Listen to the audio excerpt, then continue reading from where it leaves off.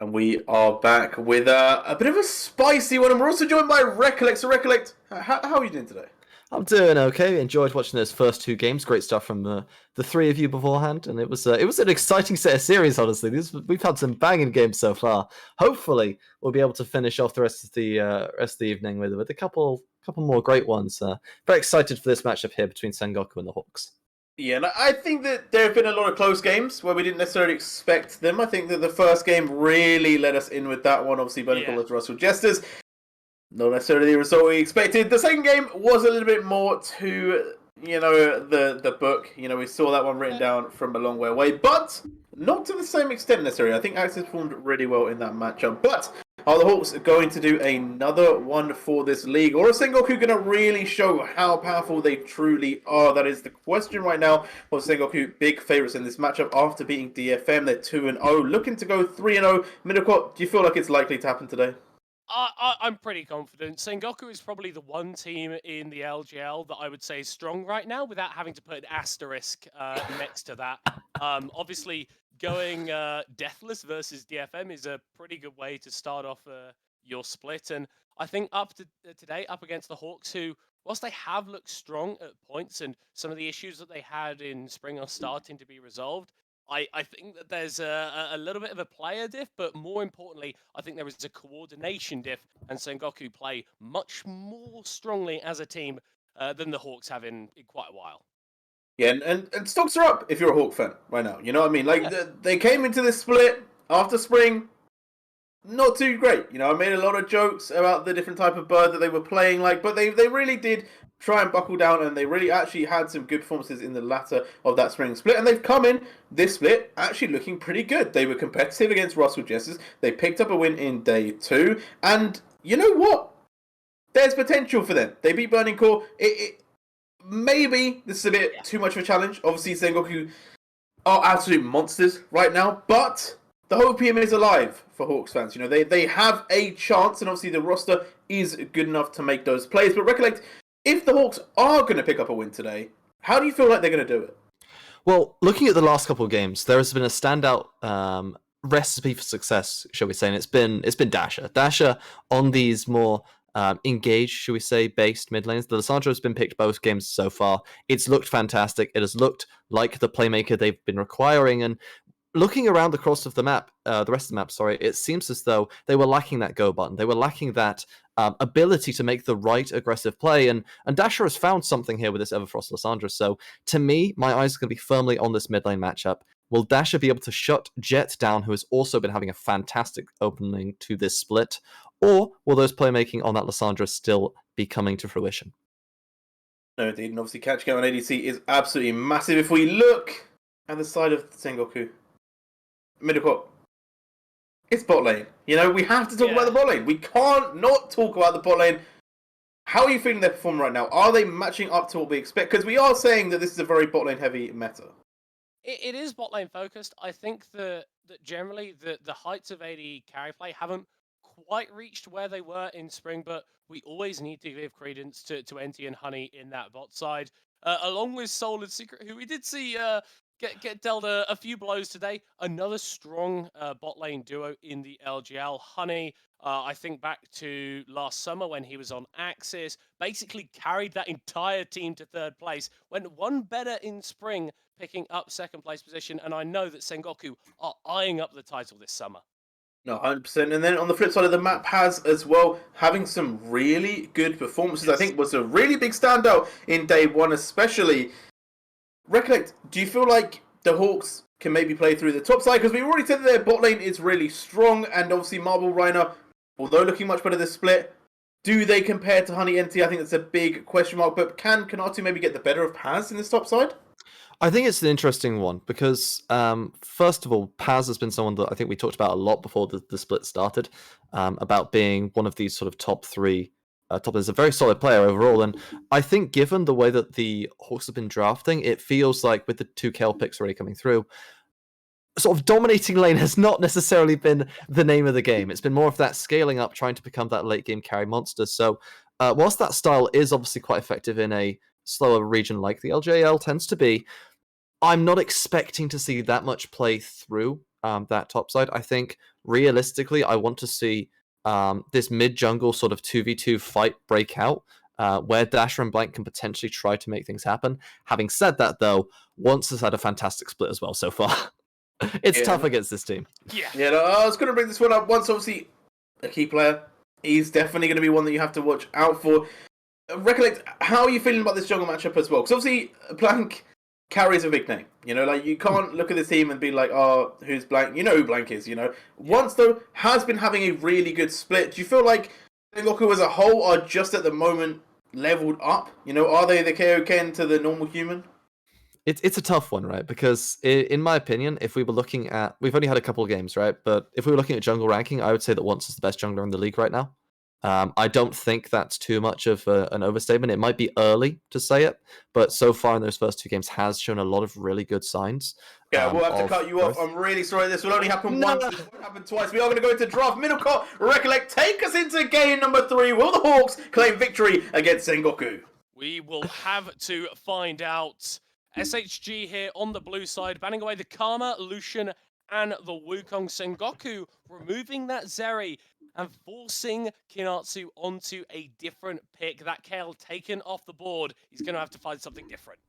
Yeah, and immediately my first thought as well is that usually we're seeing this Wukong for Viego trade, which has been happening a lot here within the jungle pools. So to me, seeing that Wukong immediately off the table, but the Tahm Kench is banned away instead, means that Viego is up, could be that priority first jungle pick that we have been expecting to see. And if that does come through, we're going to have to see Once off that Wukong on something new for the split. Yeah, it's been Viego versus Wukong both games today, but instead, we are getting something different. No Lissandra, going to be the Corki this time for Dasher in the mid lane. Yeah, so I believe it was over in, I want to say the LCO, apologies if I got that wrong, but this Corki did get picked up again. Honestly, it never got bad, it's just other things got risen up, shall we say, in the priority list. The champion is still in a fine spot. However, it does mean that we have the chance of going back to Corki Azir meta, which would be a little bit sad to have to witness again. But there is a lot of things you could play into it. The question to me is what you will do in terms of the jungle pool, because now with that magic damage mid laner, we don't really want a magic damage jungler like things like the Diana might be. Maybe moving towards the Lee Sin or even the Xin Zhao might be a shout.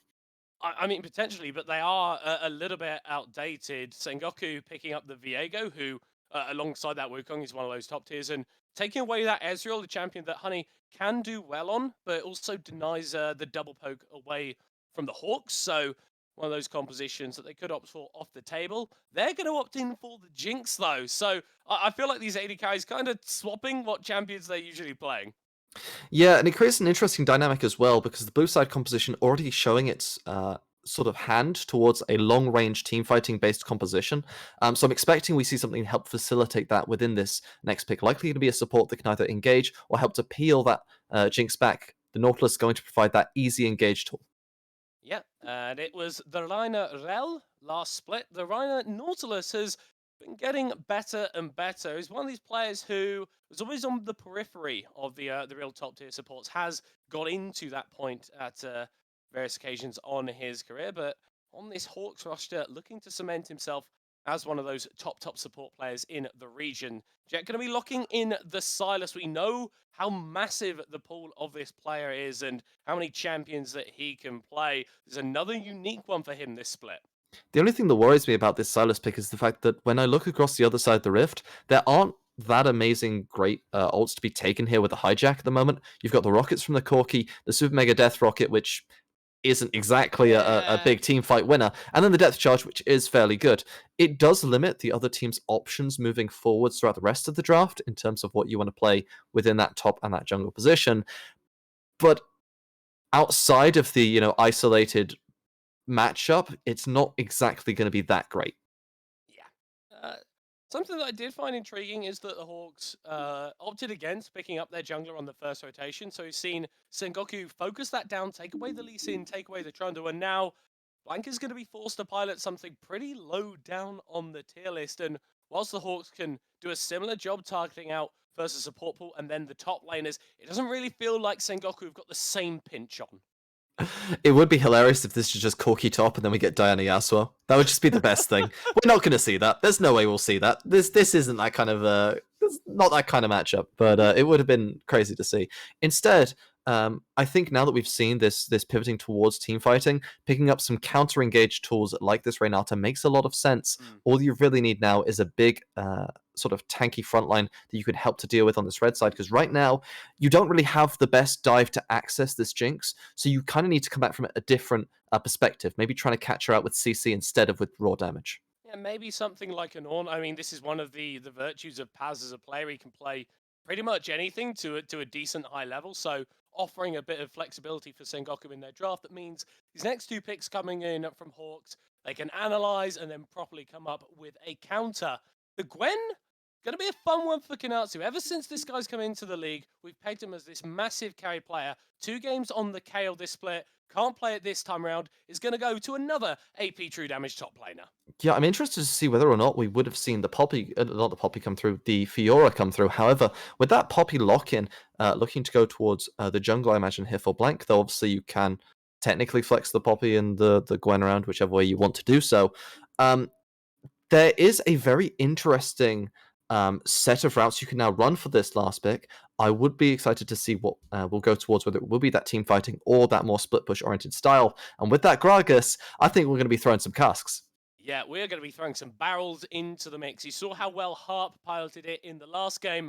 Not going to be support this time around. Paz is going to be using that in the top side, so access to a little bit more gold. And the thing that I'm always intrigued with when I see a Gragas locked in is, what sort of build are we going to go towards? Are we going to see a Chem tank, maybe a Frostfire, something a bit tankier, or an Everfrost and a Cosmic Drive throwing a little bit of damage into the mix?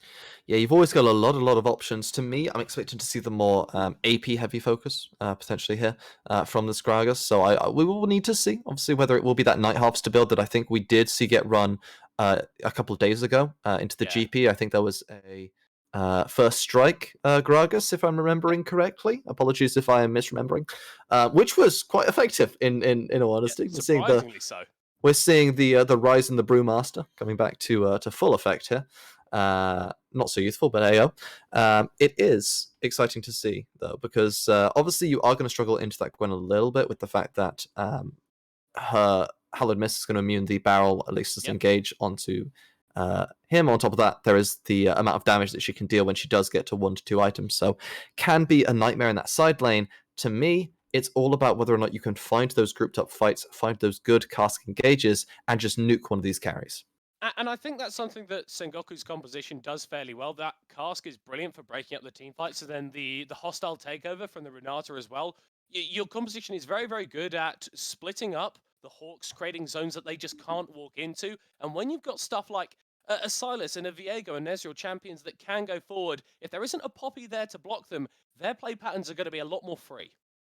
Yeah, on top of that, it's worth noting just how safe the composition is as well, because Ezreal known for his high mobility, Silas also known obviously for dive potential, but does have a lot of healing, a lot of sustain, and a little bit of mobility in there too. So these two champions are relatively self-sufficient within their matchups, provided that obviously we don't get major misplays, which can happen. We'll see what happens, right? But no one's perfect, especially not when you're on stage and things get a little bit nervy. So we will need to see whether or not they are able to pilot those correctly.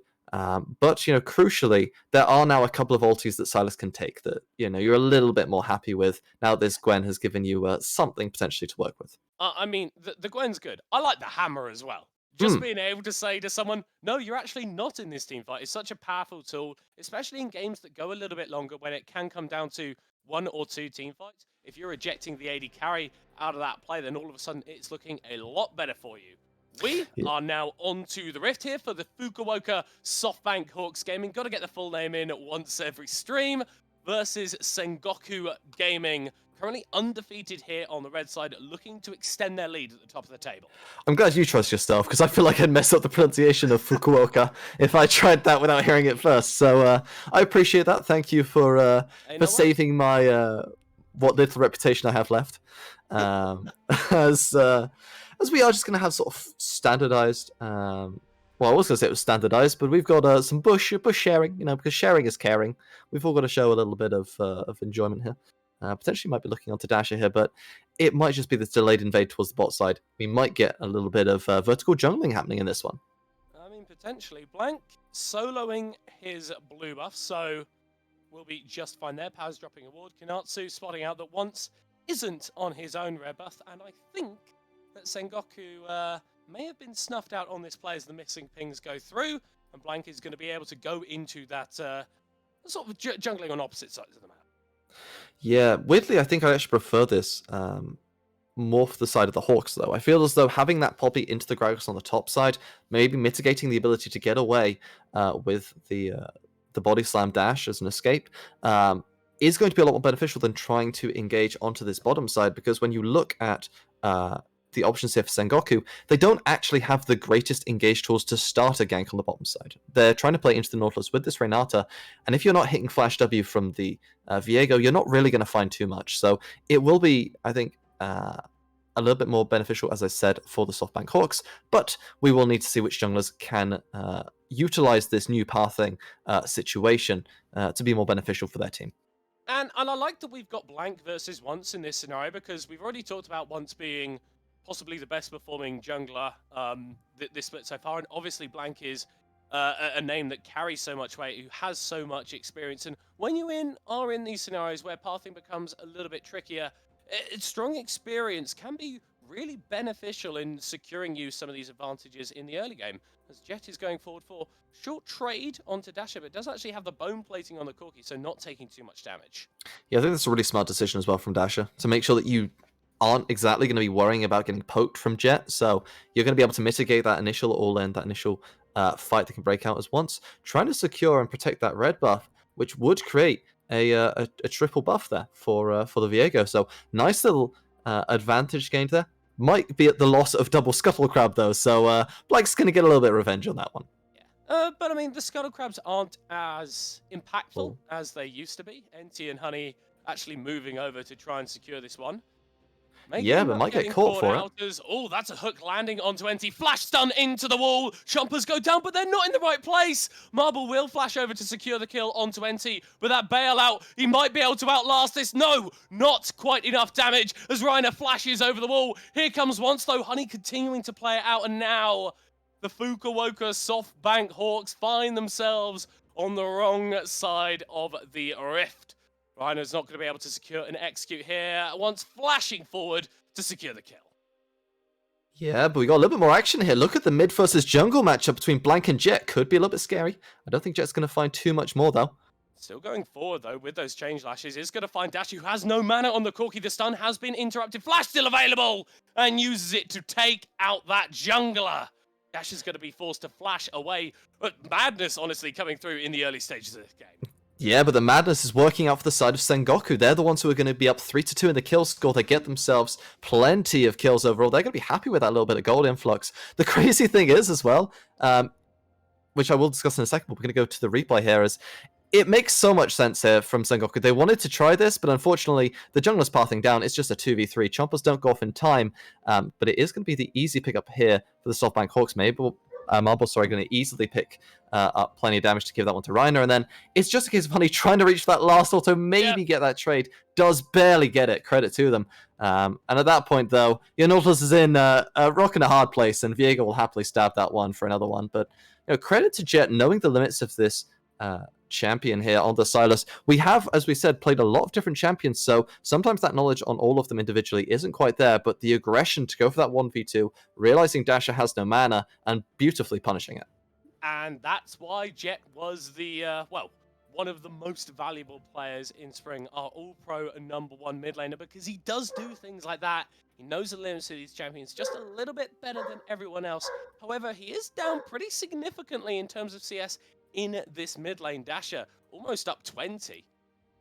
Yeah, we're seeing a similar story here on the top side for Kinatsu and Paz as well. So it's a nice advantage here being generated for the side of the Hawks. At the very least, this has helped to mitigate that kill difference, and in fact has given them a 500 gold lead off the back of it. So these lanes in isolation are able to happily farm it out, happily scale up to the point where they can be quite relevant in the later stages. And this is the thing about the Hawks, is like, these aren't individually bad players. When this roster was announced at the start of the spring split, no one thought that they'd be finishing 6th simply because of how many good players they do have, and it's nice to see that they're not losing in these lanes. That's sort of a testament to how good these players are. The issues have been in terms of coordination as we start getting multiple members of Hawks all on the same screen as each other. Doesn't look quite as clean, and I think that was really encapsulated by that plate in the bot lane. Liner, that's a hook that you really don't want to be taking, buddy, as most of your health bar is gone. Yeah, it's a little bit of a tough trading scenario when you have given that kill over to the Ezreal, as well as the fact that obviously Renata can help to sort of protect herself as well as her carry with the extra little bit of damage. Plus, that Guardian always going to help out too. I think it's really important, as you say, that the Hawks are a team that potential has always been there. It's never been in doubt when you look at the names, but it's just that last little step that hasn't come to fruition as Sengoku, once it's being a little bit aggressive here, does have laners moving to help protect, so could look for this, but the scary Poppy with the hammer is quite intimidating. Yeah, the base damages on that champ are honestly not okay, to Oh, be no. perfectly honest. I think there was a point where the rune of choice in jungle was electrocute on her, just because it meant that you could actually one-shot people in the early stages of the game. I still know some people that run the Predator as well, just purely so that you can run people down. It's a crazy pick, and obviously not being piloted by Steel in this game, who is the resident Poppy jungle in the LJL, actually becoming a bit of a notorious pick for this region. Honey pushing down in this bot side, hasn't been able to claim too many advantages for himself outside of that kill. Sengoku clearing out vision, maybe looking at this Drake. Yeah, it'd definitely be nice to pick that one up a little bit early on, give yourself a little bit of those extra resistances.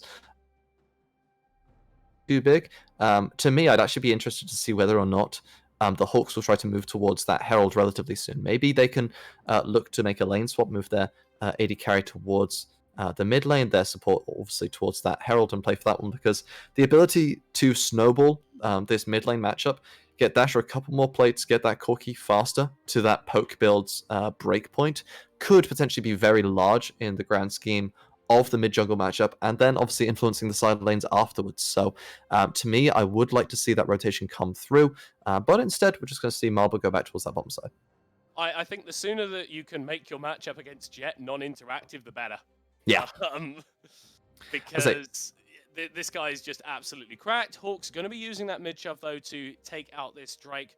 Actually pretty late on the board, and this will open up once to start up that Herald on the other side of the map. Yeah, the cool thing is, though, is that you could potentially look at some sort of package-based counterplay to this play, although Dasher doesn't have the teleport available, so it is timed pretty well here from Sengoku, so they will be able to do this without any major contest, and now it sort of flips the script a little bit here, because you create a dynamic now where if this goes towards that bottom side, if it goes towards that mid lane to get those plates, suddenly you have kill threat in both of these lanes, because either of them would have enough of an item advantage to just pressure the other one essentially out of lane. These Mystic shots already hurt because of that Sheen a little bit, and when you give himself a little bit more gold, that will really start to snowball out of control. Same with Jet being able to potentially just jump onto the opposition and play with absolute confidence here in that 1v1 matchup. Yeah, confidence is key. Confidence is key. That's kind of been the mantra for today. When you're willing to really take it to your opponent, that's when you can find a lot of your successes. This has been one of our more bloody games in terms of the early stages, but still a little bit cagey. Kanatsu on this Gwen pick, something that can be a bit more proactive than the Kayle, has secured a pretty decent laning advantage against Paz. Is going to be pretty scary in that side lane. Yeah, Paz will still hit a little bit hard, but yeah, Kinatu happily going to be the bully, be the wave controller of the two, be the one in complete control in general. However, as I said before, Paz is happy to trade, and if we get some jungle attention potentially towards that top side, don't be surprised if that one results in a potential easy pickup, because right now the name of the game for Sengoku is, where am I going to drop that Herald? We're at 11, coming up to 11 minutes here. We've got to make sure that we're dropping it A, before it expires, and B, before those plates become redundant, shall we say. So I want to see Sengoku now take that next step. As a team, they've looked fantastic in the last two games. I just want to see them start to prepare a play in advance, prep the waves, move as a team to guarantee themselves a 100% play, and slowly snowball the game, because that is a consistent way of getting these wins when we go further and further into the season. Yeah, you play clean, you play collected, you play with a little bit of calm, and you're generally going to find yourself coming out on top more often than not. Unfortunately for Sengoku, not too many of these plates have fallen down. I believe that's actually the first of the game in favor of Paz in this top side. So you're not going to be getting any full takedowns of towers, which doesn't feel great, but the gold injection in itself is still all right. Liner thrown into blank there, and Sengoku might be looking for an engage, as Jet has also roamed over from the mid lane. Don't want to go too far deep into the Hawks jungle, though. Yeah, there's a little bit of potential fear here. You don't want to obviously throw this game off of a little play. Potentially could have looked for that, but didn't know where the enemy jungler was. Might have been worried about some potential fighting, or apologies. Didn't know the movement of the AD carrier's position. It could have been a little bit rough, but at the end of the day, it's just one of those where they're playing a little bit cautiously, but a little bit carefully, and it's a sign I think we have of the LJL as a region, right? If you're not certain on a play, people will tend to err on the side of caution. They'll be a little bit slower, and obviously that can be a beneficial in some situations. It can also be a bit of a hindrance as well to your own tempo, and I think we are seeing maybe a little bit of that coming to fruition here, as the team instead wanting to play slow and play towards that Hextech Drake. Blank. It's going to get pulled back with that handshake from MT, but no further follow-up. Still a minute and a half until this Drake is actually going to be on the table, as NTN once blast coning over the wall. They were spotted going for that. That zap is going to reveal the Hawks had the information. Quite risky going for these dives, especially when you don't have a big tank that can withstand a lot of damage. But yeah, moving over the map. Dasher has the package as well. Either team wants to go for this. Yeah, the only issue with this package is that it's slightly early. Picked it up, I believe, 104 on timer, so won't have it for the exact spawn of this dragon. If the Herald does crash, we're not going to be able to see that package now for the next neutral objective. So Dasher may have actually gone with a little bit of a misplay here on that one. And we'll need to see whether or not the SoftBank Hawks are able to get themselves a fight before the dragon, or if that would just be entirely wasted. And this is Sengoku kind of getting advantages at the moment by just being there, by just applying pressure in the right zones. This is something that we saw against DFM. Really, really low kill game, but Sengoku were always the team that were kind of in control. Their rotations around the map are incredibly clean, and that's really what's been propelling them towards a lot of these victories. Jet taking a fair bit of damage in the mid lane. Dasher is feeling a lot better about this matchup as it stands. Yeah, it definitely feels as though, as Paz gets the ulti forced out, which is obviously not ideal in that top matchup. It feels as though, in terms of the rotations, Sengoku are moving first. However, the CS advantage being accrued here in both the top and the mid lane shouldn't be understated, right? There is still decent scaling coming through, as Paz might be in trouble. Yeah, Needlework going to force out the flash from the Gragas. Blank was waiting in the wings, so yeah, absolutely have to burn that Summoner spell. But with your jungler on the top side of the map, that is going to open up the opportunity for Sengoku to start up this Hextech Drake. Would just be their first dragon of the game, so not too impactful in terms of any stacking shenanigans, but Hextech Drake actually pretty good just to pick that up for the bonus ability haste and that attack speed. Yeah, and Dash didn't get a whole lot of value out of that package, as instead tried to roam up, but it was a little bit too late. Instead, we get that dragon given over, and we're starting to get those first items coming through. It is going to be that Night Harvester burst-based build over for Paz, and interestingly enough, we're not going to see the Everfrost. Instead, it's going to be that Leandri's pickup here for the side of Jet. So more of that sort of tank shredding ability, I guess, the poke that can come through into fruition. It's an interesting one to go down. Obviously going to help a little bit more against the Poppy, but not going to give you that much sort of setup tools for the rest of the team in a composition that's already lacking a little bit in terms of engaged CC. Yeah, a lot of the onus is going to be going onto Once and Paz now, and I mean, it's not that I don't trust these guys, two of our top performers so far from the start of the split, but you want as many options as possible when you are looking for these fights. I think in general, when you're looking at Viego W as your as one of your primary tools of engage, it's one of those where it's like, okay, guys, I promise I'm gonna smurf, but I really hope they mess up. It's like one of those. So it can work. Don't get me wrong. Like I've seen it in my solo queue enough times. Not onto me, I promise. But it's definitely one that you don't want to initially rely on, right? So Paz is going to have to be that primary engager, and with this more defensive build, it's much harder to position much squishier build rather. It's much harder to position aggressively because you can't afford to take as much damage moving into a throwing position. You're going to have to instead look for these flanks, look for these little pockets of vision to try and throw that cast as your initial engage, because realistically, until we get something like a Zonya's or get something like a Fimbulwinter or something along those lines to help give you some sort of stats. If you jump in on the Gragas, you are trading your life for that engage. Well, I mean, the best defense is a good offense.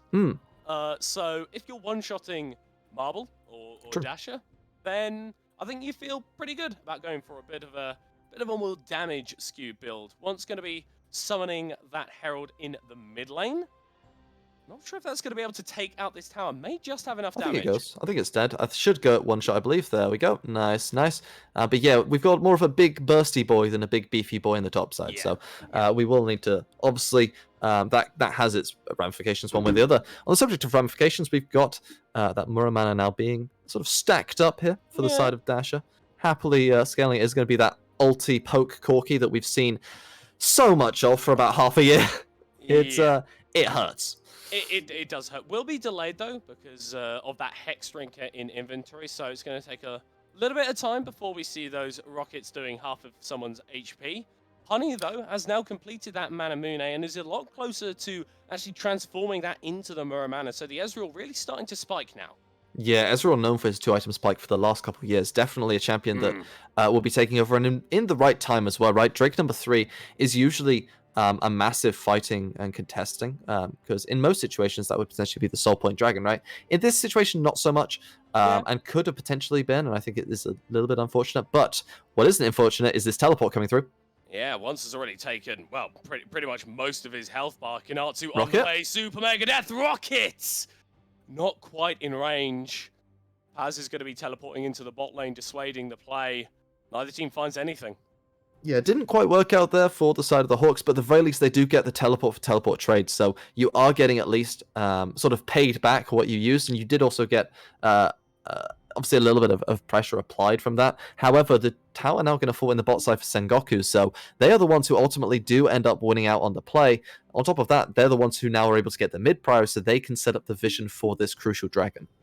Yeah, it's a very, very strange game state. Again, finding advantages by not getting kills, by just being in the right place at the right time, and Jet teleporting up into this top side. Well, he's been being beat down on by this Corki, but should be alright to hold the tower, unless Blank makes his life a little bit more difficult. NT is going to be the focus though instead. Combos of the ultimates and Dasher with the kill.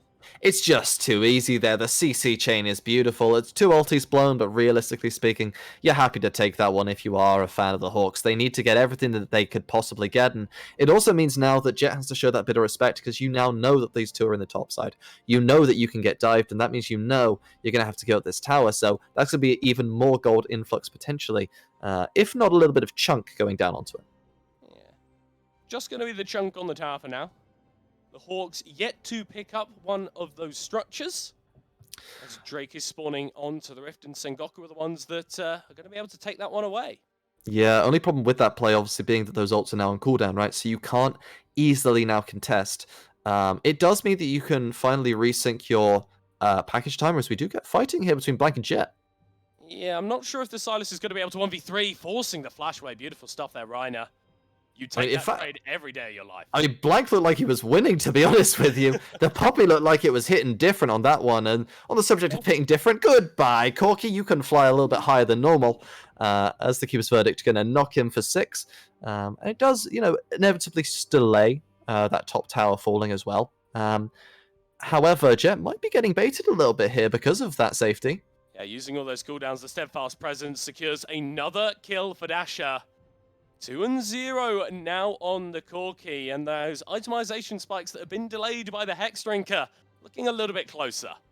Yeah, I mean, it makes sense that Dasher is on the team of the Poppy player, because everyone knows that the other team ain't getting any dashes. Unfortunately, there for Jet does get sort of CC'd and locked up, and I've got to say, I really love this Hex Drinker buy as well for the side of Dasher. I feel like into the composition from the side of Sengoku, you're getting value from the Gragas, you're getting value from the Silas, you're also getting value from Ezreal, who does do a decent amount of magic damage as well. So it makes a lot of sense to pick that one up a little bit early for that safety, but now we're seeing 2 items come through, and interestingly enough, it's going to be a little bit of a different build. We're not seeing that Ludens that has come through in the past. Instead, this Leandris is going to shred a little bit better, obviously going to help against some of these players, but Blank finding ones, I think. Dasher? it's a bit of an interesting one. I think we're all just playing a little bit game of chicken and no one's winning. I mean, happy enough to walk into melee range of a Viego, so... asserting dominance, really.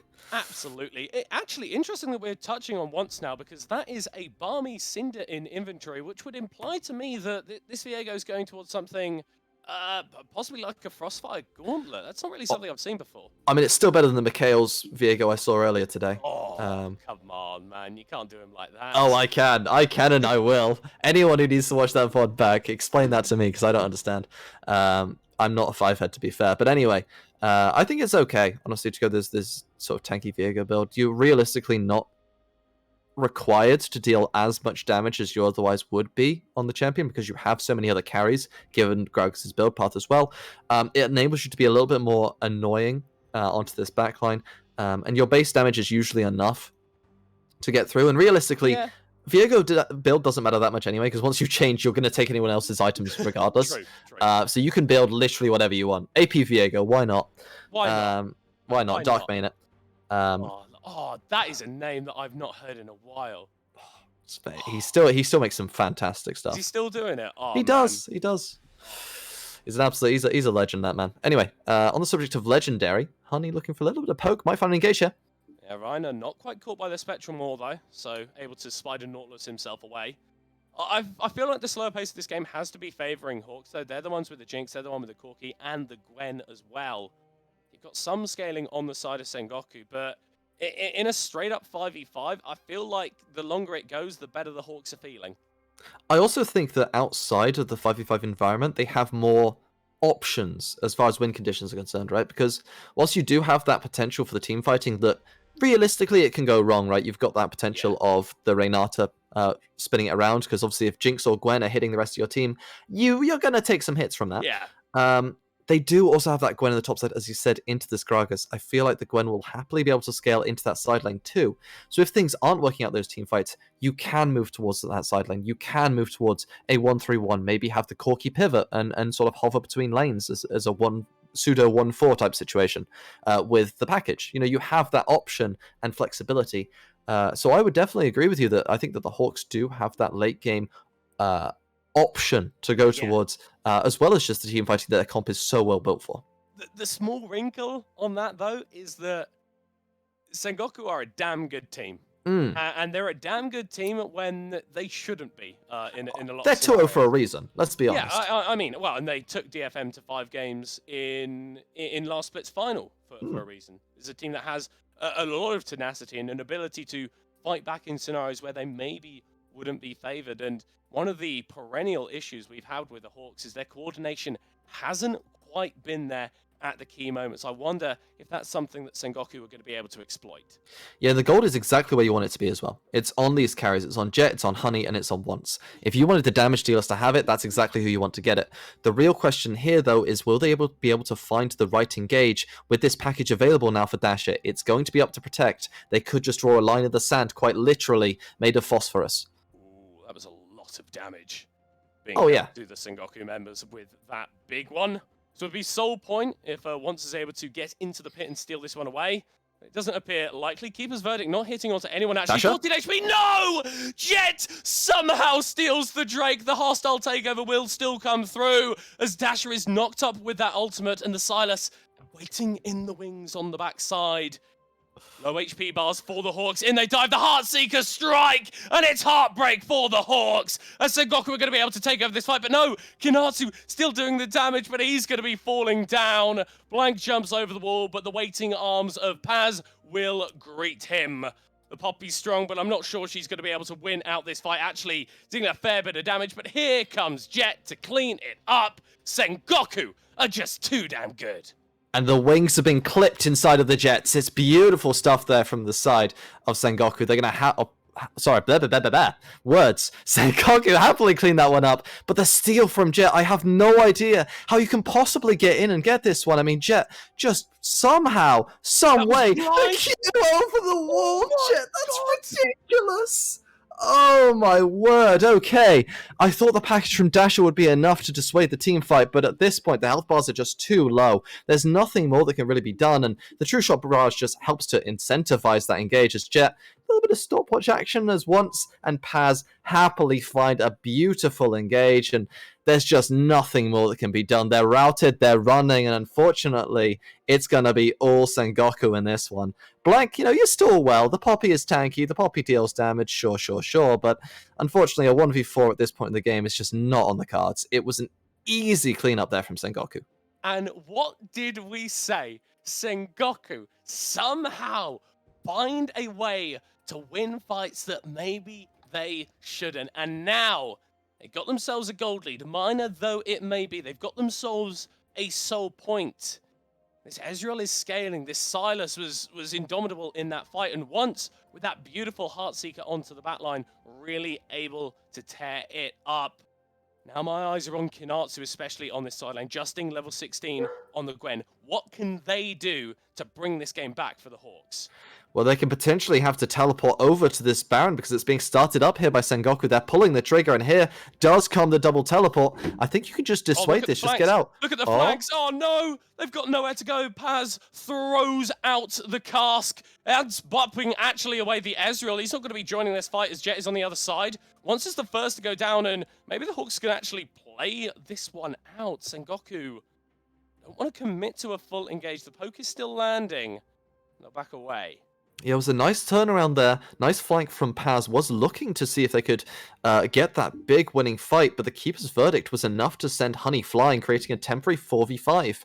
Luckily, for the side of the Hawks, using that 4v5, they were able to pick up at least one kill onto once. They could be the ones potentially to look towards this Baron, but you have to remember, they don't have teleports available for either of their solo laners because of that play.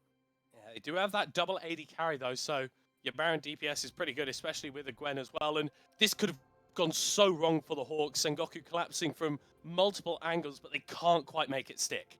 Yeah, the cask doesn't actually send anyone far enough, and Blank is able to catch the one. From there, they're able to slowly but surely group up and defend as they push out the invaders from the opposition. Luckily able to stall it out, luckily able to take it away, and skillfully able to move around that potential sort of deathly flank from Paz. The cask barely off the mark.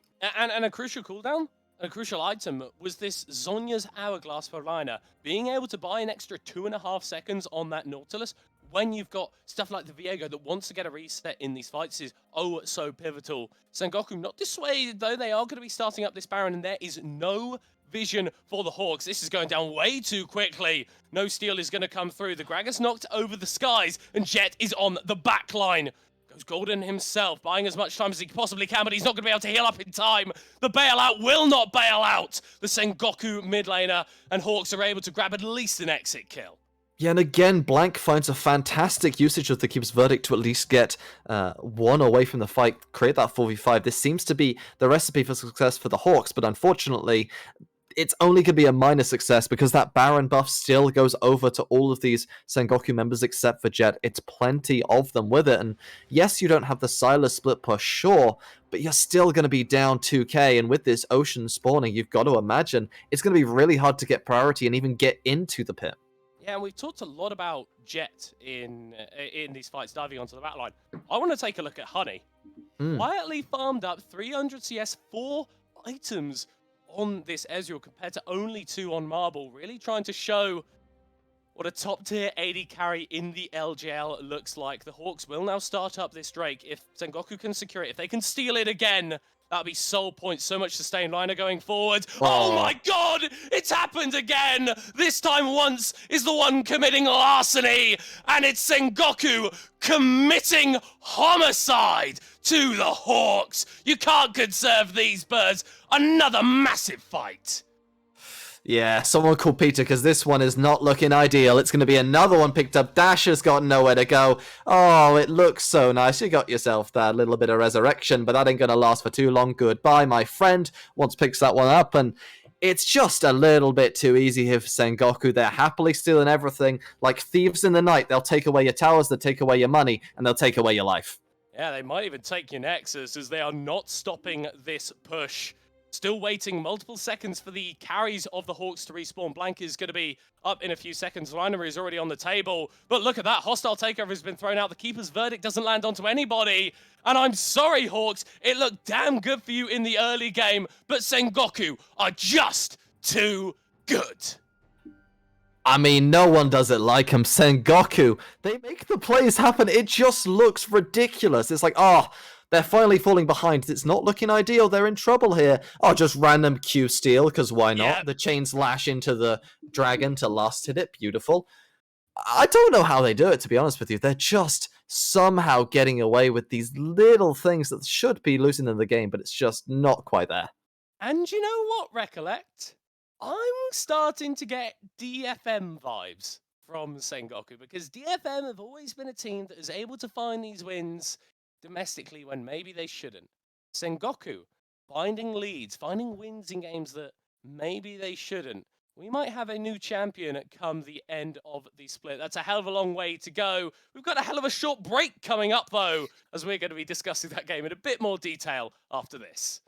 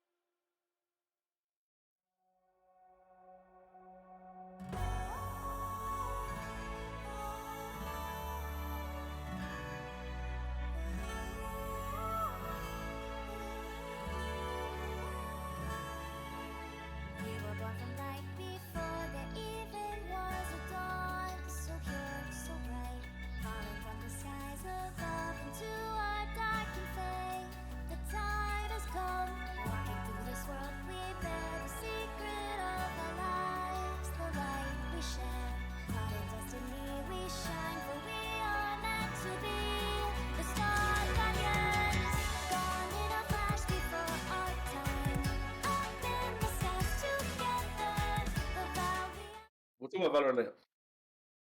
We are back again, and another good game coming through. Another game is close, and today it has felt like that. It's felt like the teams have actually kept some good fights. You know, it's not been one-sided. It's all been pretty close. It's all been on that knife's edge, you know, until that last minute, and then it does start to tip, and then teams do really take control. But it's what we want to see, you know, we want to see competitive games, and we're getting that, and it's nice to watch there. And the Hawks, I think, to be fair, they might keep this 4th spot, okay? Yeah. Let's talk about them first. We can get into draft in a little bit, but I think that the Hawks, last split, so much expectation. They came in, everyone was like, the Hawks, they're going to be great, they're going to perform, they're going to do well.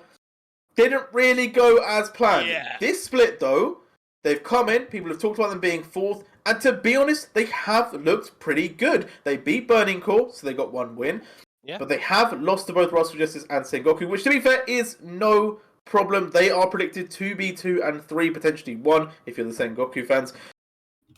But the Hawks look a lot more competitive, and I feel like there are a lot of similarities between those two games. Middlecourt, do you feel like the Hawks are just missing out on taking on those top teams? They're giving me the vibes that if they'd maybe had like another month of scrimming together and working together during the break between spring and summer, that they'd actually be coming in as one of our top teams, because they are going toe-to-toe with the likes of Sengoku, with the likes of Rascal Jesters in the early game. Not just talking about the plays that they're making, but the players themselves, competitive in terms of the laning phases. We saw both solo lanes for the Hawks actually gaining CS advantages, which isn't something that I'd necessarily expect to say versus Sengoku.